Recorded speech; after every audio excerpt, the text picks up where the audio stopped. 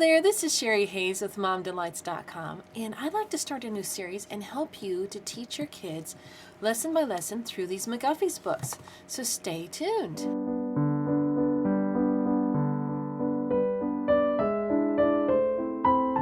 So what I want to do with this series is I want to take the lessons in the different McGuffey's. We're going to do the second original, then we're going to go to the fourth eclectic revised and the fifth eclectic revised, and I'm going to try to do a lesson by lesson treatment of these things. What I want to do with this one is I don't know if I'm going to read the lessons out loud necessarily, except maybe when they get a little longer, but what I want to do is show you the different facets of each lesson and how you possibly can use it to its best advantage for your kids. And if I do this lesson by lesson, then maybe while you're washing dishes or whatever, you can take in the different lessons so that when you sit down with your children, you'll know what's going on, what they're doing, and you'll be familiar with it.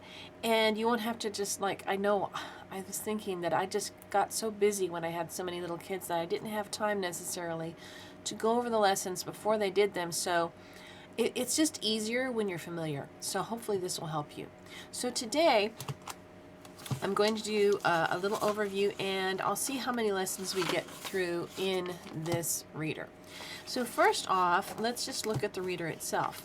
I think you can find this online on Google Books for free. I'm not 100%, but it's worth buying this for your children so that you can have it for many children. You can pass this down. I mean, this is one of those books, and Mott Media does a great job of binding this, although I have preserved mine using, what I do is I cut I have a video on this, how I cut a page protector up and then I use it as a cover, and so that way you still have the charm of everything, but it's really protected. So this has been through a lot of kids.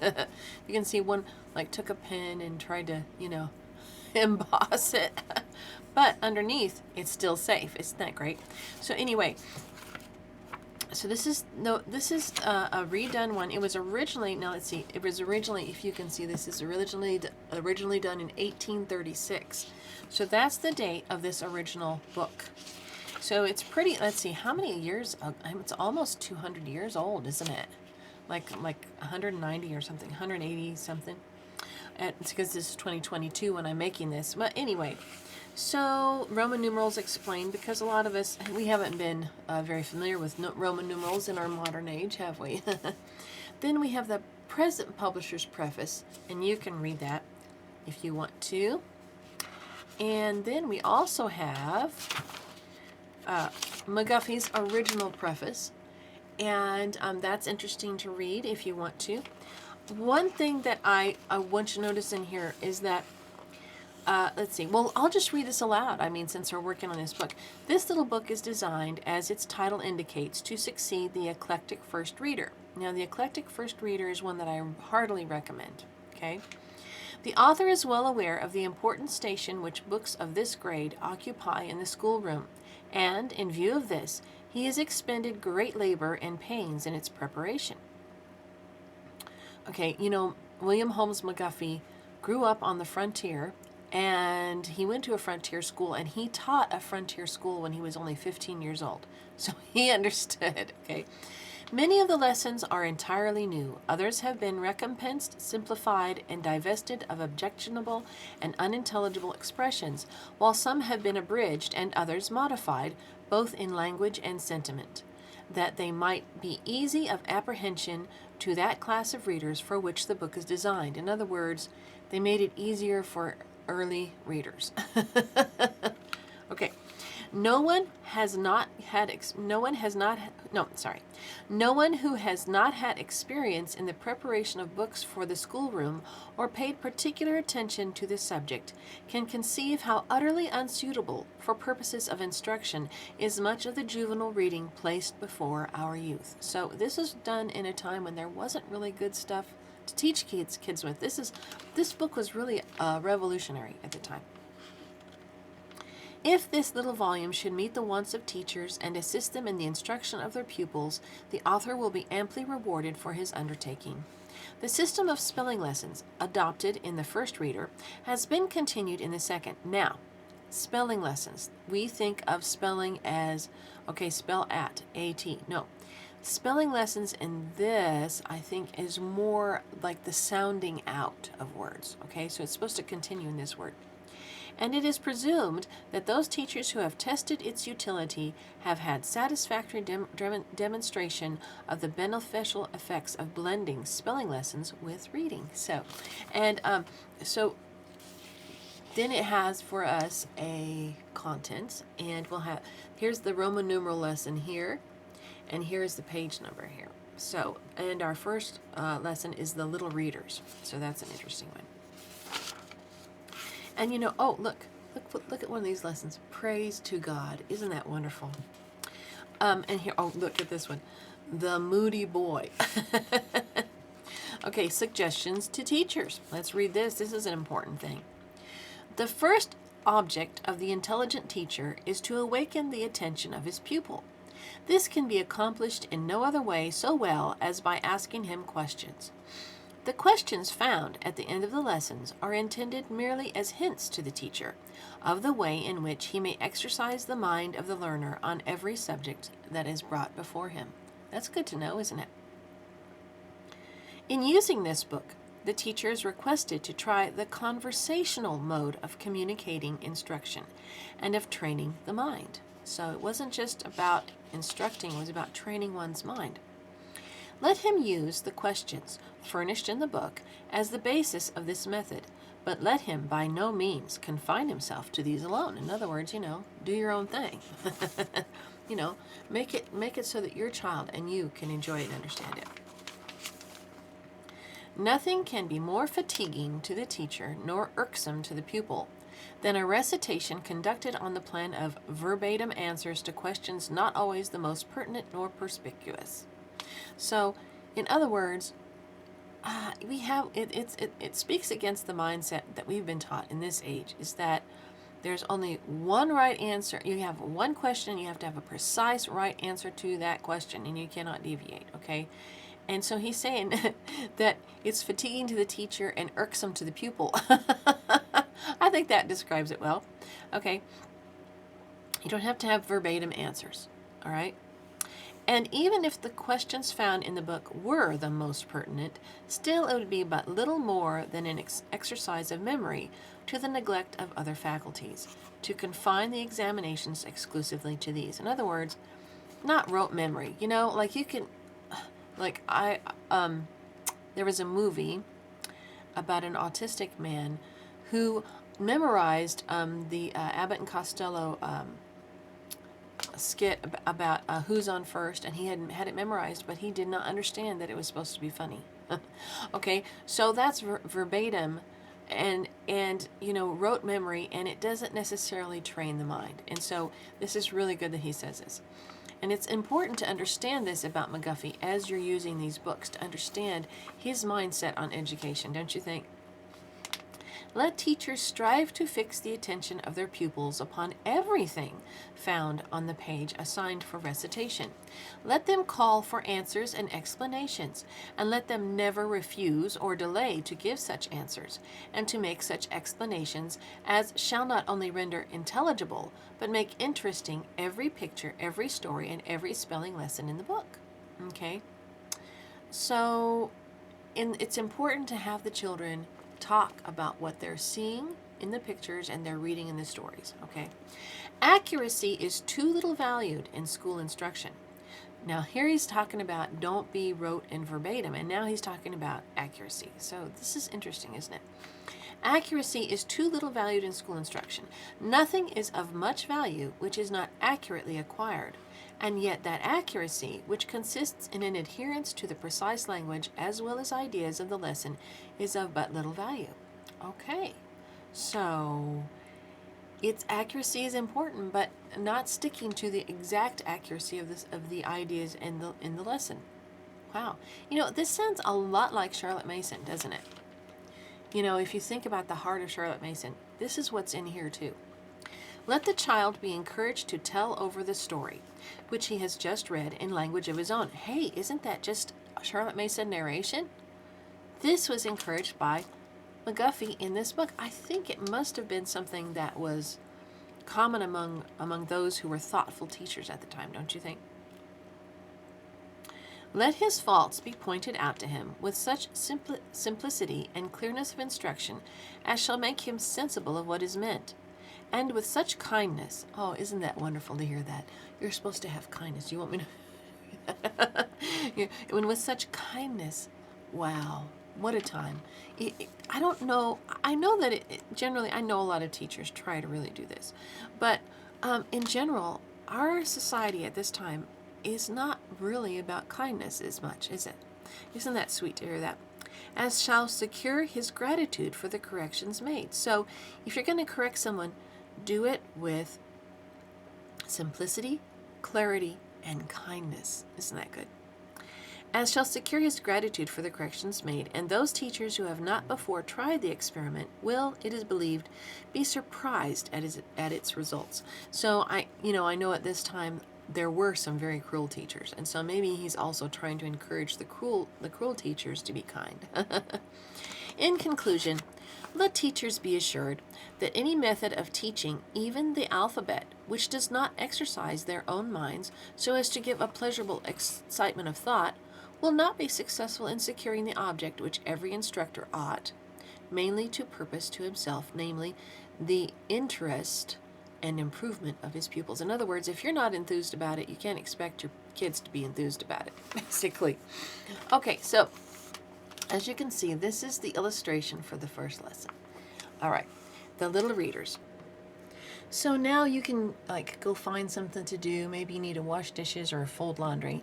And I will read this lesson to you, and then in a moment I will try to go over some of the important parts of this lesson that you might want to bring out with your child. Okay. Lesson 1, The Little Readers. Frank, what a fine thing it is to read. A little while ago, you could only read little words, and you had to spell them. Cat, dog. You were a long time getting through the first reader. But now you can read quite well. Do you know why you are better than Puss? Puss can play as well as you and can run as fast as you, and faster too. She can climb trees better, and she can catch mice, which you cannot do. Can she talk? No. Can she read? No. Then that is a reason why you are better than Puss, because you can talk and read. Can you teach Tray to read? Take a pin and point to the words. No, he will not learn. I never saw a dog nor a cat learn to read. Little boys can learn, and they must strive to learn their lessons well. Okay, so within this first thing, one thing I would like to point out is that you can show your children that whenever we write a name such as Puss or Tray, that there is a capital needed. And also you might point out to them that when you read paragraph 5 and it says, can you teach Tray to read, you're not introduced to who Tray is. And so you have to, that sometimes happens in writing, that if you don't know right away what it is, just keep reading, and sometimes it's explained to you as you read. You might want to point that out. Also, we have a number of words here. Now, here are some questions that you can ask. We usually end up talking about this lesson like, okay, so this is, you remember sounding out words? And they'll say, oh yeah, I remember that. And also you can talk about the picture, so what is happening in this picture? Who are these people and stuff like that. So that's always a good thing to do. Okay, here are the questions for the lesson itself. Number 1, is it a fine thing to read? In other words, do you like to be able to read, right? 2, could you always read? Were you always able to read, right? These might be obvious questions. Okay. 3, what were you a long time getting through? And in other words, and so you see how very basic these are. You probably could go over this without these questions, okay? Why are you better than Puss? You could say, though, but why are we better than animals? And then they would have something from the lesson to draw from. And then you might have a discussion of man being God's crown of creation, that when he did the first 5 days of creation, those were all the mechanics of the universe and all the creatures. But when God made man, it was a special thing in that God breathed breath into the man from his own spirit, and God made man out of the dust of the earth. There's so many things. And also that God gave dominion for man over the whole earth to subdue it. So there's all kinds of things that could be brought into this lesson from that. Okay, but that's not all. I mean, if you can find other things like that's maybe you want to talk about your pets, like your cats and your dogs. You can talk about some animals that portray more intelligence or understandable intelligence, such as dolphins have a certain language, and how they've taught apes how to do sign language, but still they cannot reason like human beings. They can communicate, but they can't necessarily reason. They don't have a concept of the future or the past, and you can talk to them about that. Also, someone once said, if apes are so intelligent, why aren't they teaching us their language? But anyway, just something. Okay, and here is the word list. Now, the word list is very important, okay, because if you can have your child read through each word, and then you can point out different patterns in the words, it can help them in reading comprehension, and reading in speed, and also in spelling. Okay, so sometimes what you can do, if you have someone that's struggling a little bit more, you might want to take this word list and go over the word list before the lesson and read each word and have them point, or you can have them point, or you can point to the word, each letter as you read it, right? And just familiarize them with these words so that when you go over the lesson, that it's not going to be as unfamiliar and as choppy. They're going to have more of an understanding. That's just a suggestion. At least at first with this book, you might want to do that. Now you can see that this list is quite long. Let's see how many words. 3, 6, 8 times 4. There are 32 words in this list, right? And so when I developed the lesson books, and I have also free pages for these lessons, I knew that there would be this many words, so I left lots of spaces. Now, for young people who are just barely reading, sometimes they don't have all the motor skills to write this many words at one sitting. I suggest that there is copywork, that they do write not only these words, but also that you pick a paragraph in this reading and that they copy that paragraph, okay? Now, because they're young and because their motor skills aren't that developed yet, you may want to split this up. And so one day they could be copying words, and then the next day they could be doing a paragraph. Or if there's a really long word list, you could split this up into 2 days. Just something to where it's not a huge burden. It's supposed to be more of a joy than a burden. It's supposed to help them, but it's understandable that it's hard for them at first, but they will get adjusted. My children did. And after they got adjusted, then writing this list of words really wasn't a big deal. It's just like this lesson might really whoa, because the other books, there just aren't that many words. So it's just something to think about, especially at first. Maybe just do a column at a time. Maybe sit there with them and, say, if you do this column, we'll go and we'll run around outside and you come back and do the next column, right? Just because it's not supposed to be too intense for younger people. But anyway, let's go over this words list and let's see what we can see. Okay, so I'm seeing a lot of words that kind of look like they don't necessarily have anything to do with each other, but we can still find patterns. One thing that I see here is the should word. And so should, would, and could can be brought out with that word. What is one of those ones that have the what at the beginning, so we could talk about that. We could also talk about how what doesn't follow the patterns of other sounding out words, but it says what. It sounds like there's an there when there's an a. And so that's something to be careful for when you're reading it or when you're writing it. So you can point out that. Thing has the th at the beginning, and it also has ing at the end. So we have th, ing, and there are lots of ing words like king and sing and wing, and you can talk about that. While is another one of those wh words. It's while, so that's something to bring out. And we did the should, would, and could. Forced is kind of interesting. You could talk about how the C, when it's before an E, makes the S sound instead of the K sound. That's one thing. You can also talk about how it's past tense, but you don't have to. At this stage, you probably don't want to go that far. Cannot. You can show them cannot is 2 words, can and not. And you can have them say, okay, what 2 words are in here? Can you see 2 words? And they can say can and not. It'll make them feel really good. Lessons, that, you don't have to necessarily concentrate on that one. Puss, that's the capital at the beginning because it's a proper name, and you can talk about proper names. Play is the AYA word, so, and play. Trees has a double E, so it's long. Double E, trees, and it's also plural.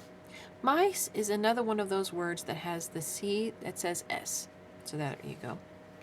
Which is another wh word, and it's which. Better has a double consonant in the middle, and so the first syllable is a short vowel. So it's better, not beater. So you can tell them that.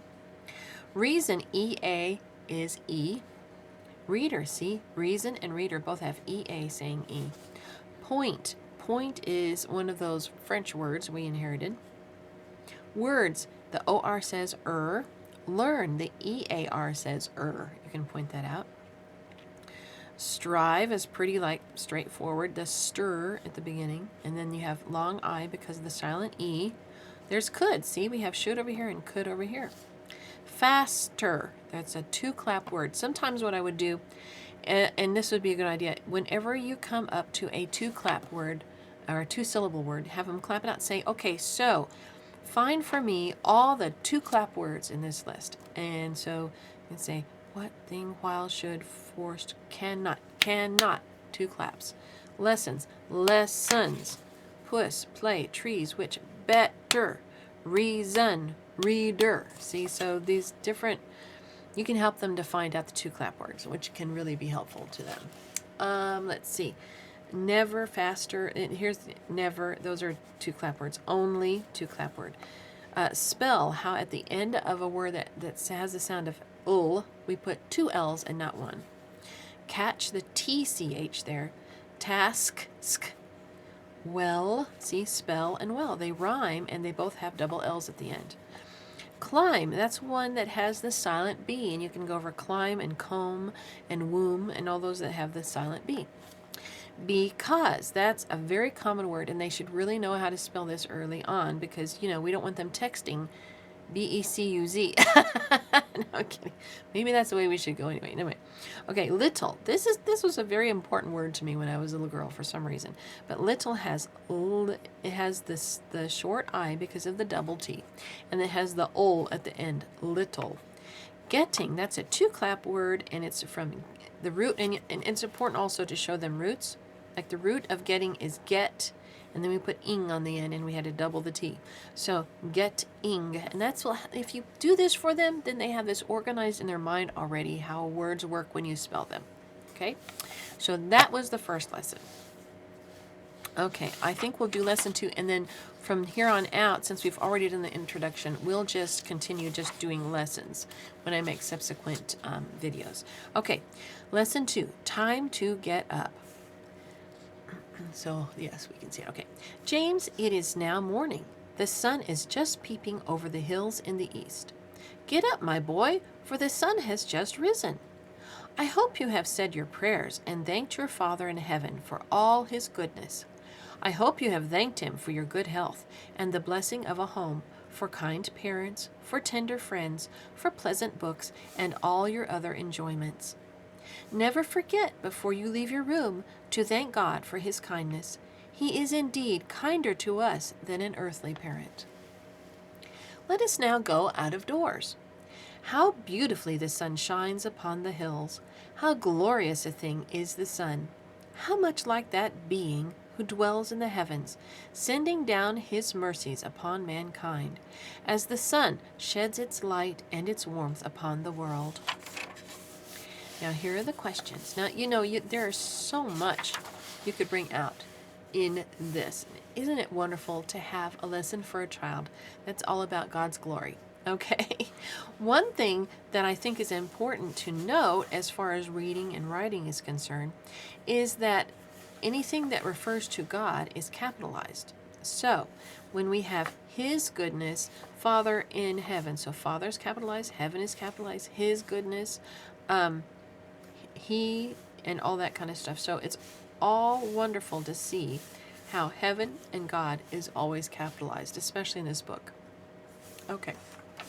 And you can talk about what we do in the morning and all that. So the questions might bring this out. Okay. When does the sun rise? Well, that'd be a good question. You could talk then about, you could bring science into it. Everything's connected. We don't just, reading doesn't just exist in a test tube someplace. It is connected. So when does the sun rise? You could talk about, well, what makes the sun rise? How does that work? And then you could go and get your globe out and look online and watch a video about the sun rising. Wouldn't that be fun? Okay, 2, where does it rise? Well, that changes according to season, doesn't it? It always rises in the east, but sometimes it's more north and sometimes more south. That would be interesting, except then you could talk except for the north and south pole. It's really extreme like that, isn't it? Who is kinder to you than a parent? And this is really important because then you say, even when mommy and daddy aren't around, God will never leave you. He'll always be there. Where does he dwell? Well, he dwells in heaven, and he dwells in the hearts of those who have asked him in there, right? Who have made a decision to live for him. Okay, now we're going to go to the words. Here we go. Kind. Now, this is one of those "ind" words. So that's good. Say kind, mind, blind, that thing. Men. Men is the plural of man. And this is important to distinguish between ma'an and ma'en. Dwells. Okay, there's that double L, but we have an S. Dwells. And what does that mean? Warmth. This is one of those words that is kind of interesting because they have the oomph. So you can just practice saying that and help them understand. Thine. Thine is an old-fashioned word for yours, right? You can talk about that. Morning. There's a 2-clap word, and it has an ing on the end. Father. Father has the ah sound at the beginning, and it's a word that people need to know how to spell. Father. Blessings. So what's the root word of blessings? Well, it's bless, right? And then you put ings on the end. Mercies. Oh, well, this, if you wanted to go into the root word of mercies is mercy with a Y, but when we make it plural, then we just change the Y to an I, and we add ES, and you could practice with other words if you wanted. Friends. Well, friend is one of those weird words that is I before E, except after C, or in things that say A is a neighbor and way. So that's one thing you go over. Shines is just a verb, and it's just in a different form. So it's just basically I and silent E. Long I, silent E. Okay, down is the ow, W-O-W words, and you can talk about those. World is another of those words. Health is like warmth, isn't it? It has a consonant before the th sound. Keeping, what's the root of that? Keep, with ing on the end, see? Heaven, 2-clap word. Tender, 2 claps. Indeed, 2 claps. Books, see, the sound is O-O.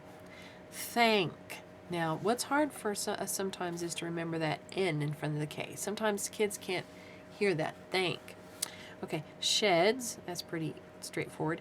Your. You and your, and all the different yours. Like you, your, and your. This is a good time to go over that. And you'll go over these things over and over again, and that's okay. That's part of the genius of this book, is that these words will be repeated over and over, and you'll go over these rules over and over and over until it really gets solid in them. Okay. East, talk about the different directions, east, west, north, and south. And which goes along with, where does the sun rise, right? Risen. So that's a 2-clap word. Thanked. This is a past tense of thank. What's the root? Thank. Pleasant. There's 2-clap word. Kinder. There's another ind word. You see, there's kind and there's kinder. See? Leave. That's the EA, and it has an E on the end because we don't end words in a V. We put an E on the end. Okay? That's one of those rules. Doors. A plural form of doors. Light. Now this is a good introduction to the GHT, the silent GH. So you might want to go, well, we have light, might, right, sight, and kind of get them used to that. Okay, much, and that's pretty straightforward. James. Now here's another one of those specific nouns that's a name that needs to be capitalized, and that's good to know. Glorious. Now we have a 3-clap word. Glorious, right? Okay, enjoyment, another one. 3 claps. No, so if they can break these words down, if they're used to doing that, glorious, then it helps them when they spell them, okay? Enjoyment. And if you get my, I have a free download of a spelling program. If you get that, it kind of helps kids work through this as well. So, enjoyment. So what's the root of this? Joy. And then you put en, which is a prefix in the front, and ment is a suffix in the back. So you have enjoyment. See? Now, beautiful. Now, where did we get this word? From the French, right? Because beau, see? It's there. But we say in English, beautiful. You know, sometimes we'll say to them, but that is beautiful. And you can have them clap that one out. Mankind. That's 2 words together. That's what we call a compound word. It has man and kind together. So that's kind of interesting. So there's lesson 2. So I hope that you've enjoyed this video, and I hope I can do more in the future so that we can continue on and I can help you with the lessons, because I know a lot of people have been asking, what in the world do you do? So I hope this helps. Anyway, you have a nice day. Please like and subscribe. Bye-bye.